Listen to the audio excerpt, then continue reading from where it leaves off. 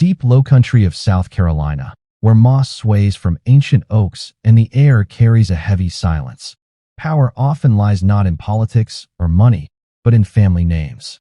For nearly a century, one name commanded respect, fear, and influence: the Murdaughs. 3 generations of Murdaugh men served as the region's top prosecutors. If you lived in Hampton County, you knew them. Judges dined with them, police officers answered to them, and juries rarely stood in their way. They were the law. They were the system. And in their shadow, Richard Alexander Alex Murdaugh built his life as a respected attorney, a man who seemed untouchable. On the surface, Alex had everything: a sprawling 1,700-acre estate called Moselle, a wife, Maggie, who was known as warm and generous, 2 sons, Buster and Paul, expensive cars, private hunting grounds, wealth, and influence. But beneath the image of Southern aristocracy, cracks were forming, cracks that would eventually split open and bring down the entire dynasty. The first deep fracture came in February of 2019. On a chilly night, Paul Murdaugh, just 20 years old, invited friends onto the family's boat after a night of heavy drinking. Witnesses later testified that Paul was visibly drunk, yet insisted on driving. The boat plowed into a bridge piling, and 19-year-old Mallory Beach was thrown into the dark waters of Archer's Creek. Her friends screamed her name, but she didn't surface. It took a week before divers found her body downstream. The crash exposed the Murdaughs in a way no scandal had before. Lawsuits were filed, reporters circled, and the whispers of corruption turned into open accusations. People claimed Paul would never face real justice because he was a Murdaugh.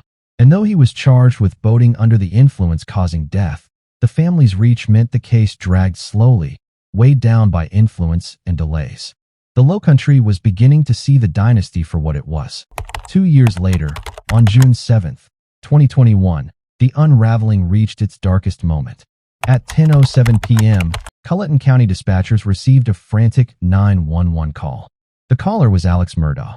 His voice shook as he cried into the phone, saying he had just returned home to find a nightmare. His wife, Maggie, and his son, Paul, had been shot to death at the dog kennels on their property. The scene was grisly. Paul had been shot at close range with a shotgun, his injuries catastrophic. Maggie was struck multiple times with a high-powered rifle, her body lying yards away. 2 weapons. 2 family members, executed on the same night. At first, Alex presented himself as the heartbroken survivor. He told investigators he had been visiting his ailing mother that evening and returned to find his family murdered. Many believed him.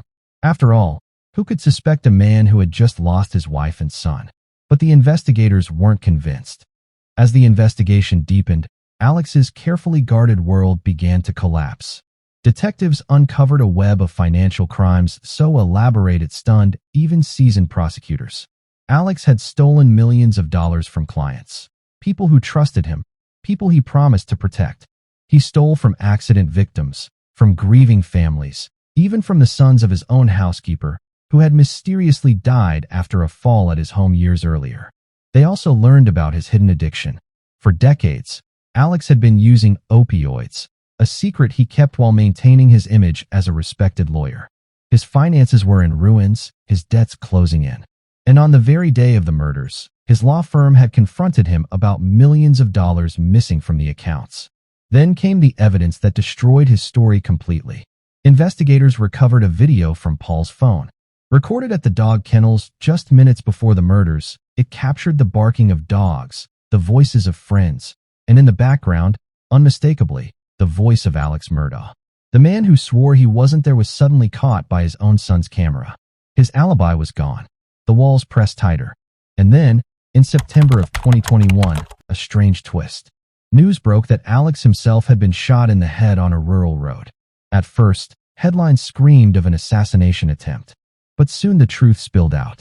Alex had hired a man to shoot him, staging his own death so that his surviving son, Buster, could collect a $10 million life insurance payout. The plan failed. He lived, and his secrets came spilling out in full view of the public.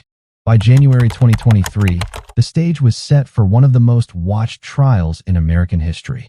Cameras filled the courtroom. Every testimony, every objection, every flicker of Alex's expression was broadcast to the world.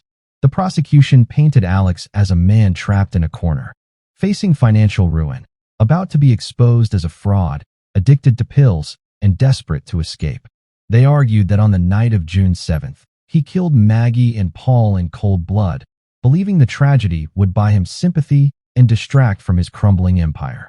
The defense insisted Alex loved his family. They pointed to the lack of physical evidence. No DNA, no fingerprints, no murder weapons recovered. They told the jury this was a man grieving, not a killer. But then came the video. Paul's phone, with Alex's voice at the kennels just moments before the killings. And when Alex himself took the stand, he admitted he had lied about being there. The jury watched closely.